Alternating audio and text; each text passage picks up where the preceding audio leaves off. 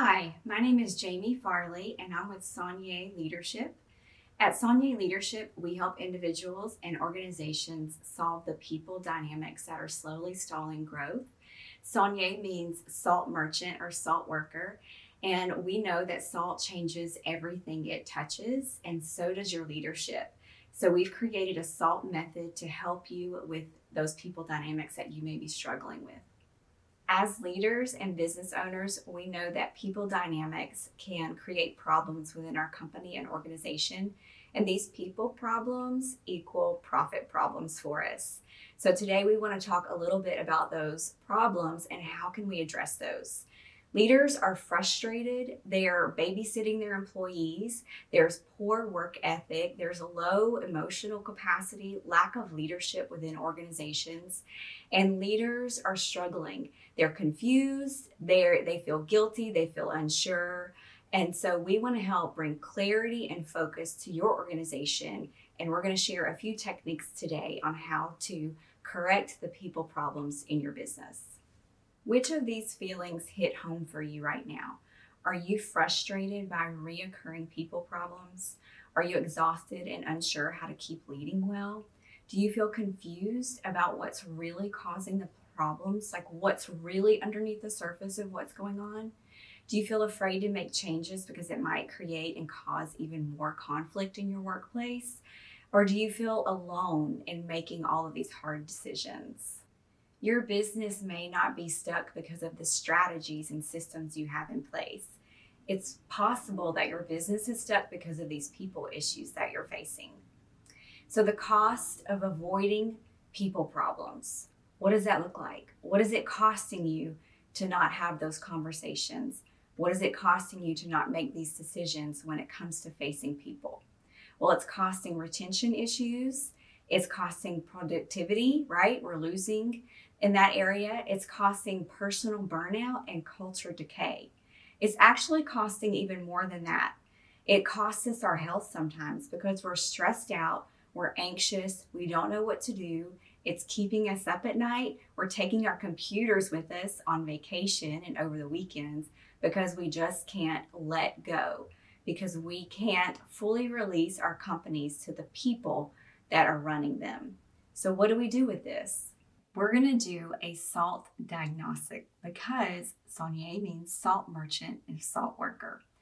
So our SALT method is to surface, align, lead, and transform. So I want you to take just a minute and answer a few questions or statements. We're going to rate them 1 to 5.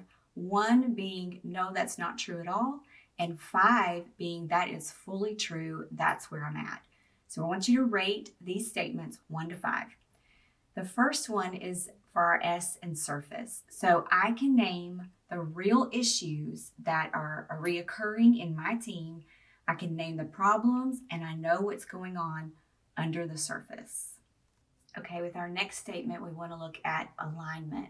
So does everyone on your team know their role? They know the outcomes of that role and they know the vision and the direction that your company's going in. 1 to 5, where does that fall on the scale for you? Okay, next we want to look at leadership capacity. So do you feel confident and consistent in leading through tough conversations with your employees and at your company? And our final statement that deals with transformation is, does your team have a healthy accountability, trust, and communication within its organization and culture? So rate that 1 to 5. Okay, so if you rated 3 or below on any one of these, this could be a blind spot for your organization, and it's something that we can help you with through our SALT method. So we want to create a leadership shift in your organization. Many leaders are going back and forth between avoiding tough conversations and situations to micromanaging people. And both of those are fear-based responses. So our old model and how we used to do things, right? We used to control everything and it would create burnout. We would avoid everything and culture will break down. Or we will complain in silence and nothing changes. I asked my grandpa once how he was doing, and he said, well, I can't complain because it won't do any good anyway.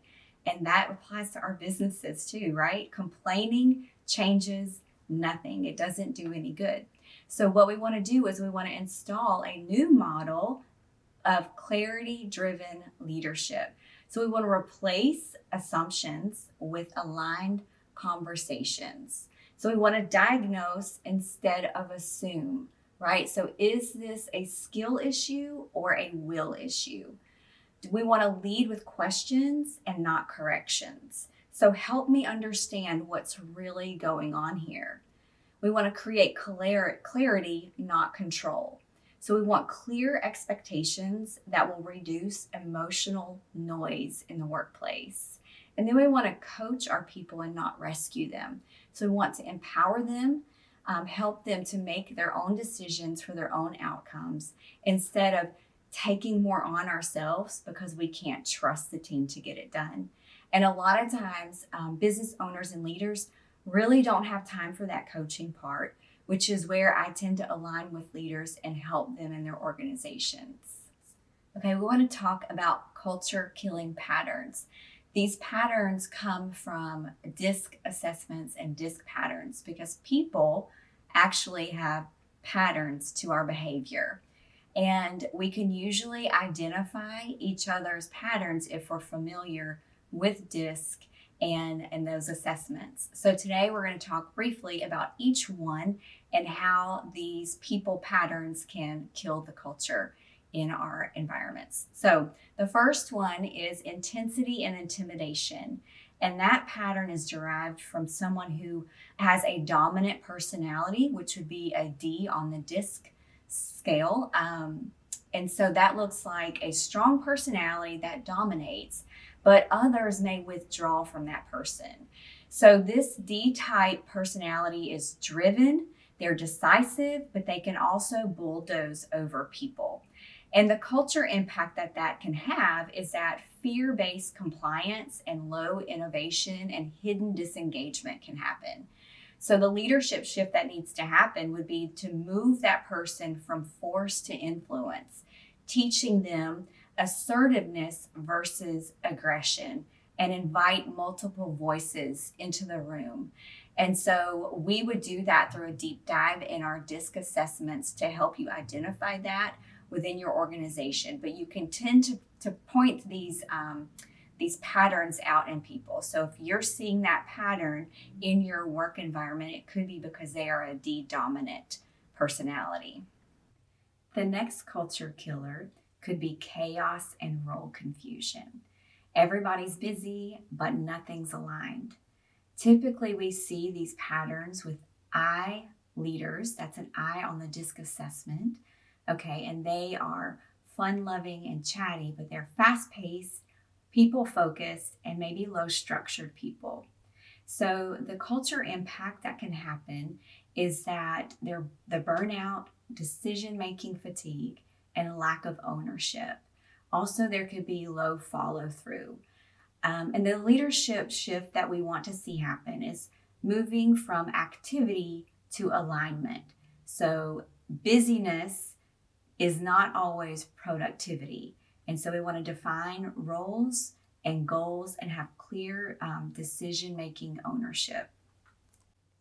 The third culture killer when it comes to personalities is silence and avoidance. And we can find this typically in an S pattern person on the DISC scale. So nobody's saying what needs to be said. They are steady, peacekeeping, and conflict avoidant. Recently, I was doing a workshop for a company and things got heated. It wasn't ugly. It was just very passionate conversation. And we could see the S individual just start to pull back. The hoodie came up over his head and he just got quiet and silent. And that's what an S personality can look like. It can create a cultural impact by bottled up resentment, low accountability, and slow progress. And so we want to see a leadership shift happen because we want to move from avoiding the conflict or avoiding the intensity to addressing it, gathering normal feedback, and creating a safe, consistent rhythm of feedback. Okay, the fourth and final culture killer when it comes to personalities is over control and micromanage. We tend to see this in a C-based personality on the DISC scale. So nothing moves without approval, and it is based out of a perfection-driven and cautious, slow to trust personality. The culture impact that it can have is that it will bottleneck and stall progress. And so we want to do a leadership shift and move from control to clarity, set boundaries, and then empower with execution. Culture isn't just what you say, it's what you allow. And there are a lot of things going on in our businesses with people. We have to train them. We have to make sure they have the right skills. We have to make sure they have the work ethic, emotional capacity, leadership capacity. Sometimes we have to say things that we did not think we would ever have to say. There's also generational gaps and then personality, that the conflicts that come with those. So understanding each other's personalities, the strengths, the weaknesses that they can cause that can kill the culture is to your advantage. So knowing this information, you can correct the blind spots in your organization, because the shift alone can break the cycle of people dysfunction, and it starts a cultural transformation. And that's what we want for your organization. So you don't have to lead with fear or silence or guesswork, but we do know that the people problems do cause profit problems. So how can we move forward? What are those people problems going to cost you, and what are you willing to pay? Retention issues, productivity loss, personal burnout, culture decay. Are you willing to pay that price? Or can we address these people dynamics head on by understanding the personality character traits of each one of these? The D, the I, the S, and the C. Because with each trait becomes some amazing strengths and qualities that will add value to your business, but there are also blind spots that will kill the culture. Culture shifts take time, and it takes intentional growth. It's not just going to happen on its own. You have to be intentional with it. You have to be willing to have those tough conversations and grow as a leader also. I recently had a conversation with a vice president of a company who had to let an employee go that he had had for 15 years because there was just too much conflict and confusion happening in the office. And it broke my heart, because 15 years this person had invested into their career to be let go because the issues couldn't be resolved. And thankfully, I'm working with them now, but I just think, what if we could have had the conversation sooner? So don't wait till it's too late. Don't wait until it's costing you too much. Don't wait till it costs you profit or relationships or your health. Don't let it go too long before you have the conversations. And I would love to chat with you further of how we can help you with our SALT method process and help you uncover the blind spots in your organization. I would love to hear from you. You can reach me by email at jamie@saunierleadership.com. Love for you to follow me on social media at Saunier Leadership. It's pretty easy to find because it's a unique name. And so remember, it means salt merchant or salt worker. It's a legacy name because salt changes everything it touches, and so does your leadership.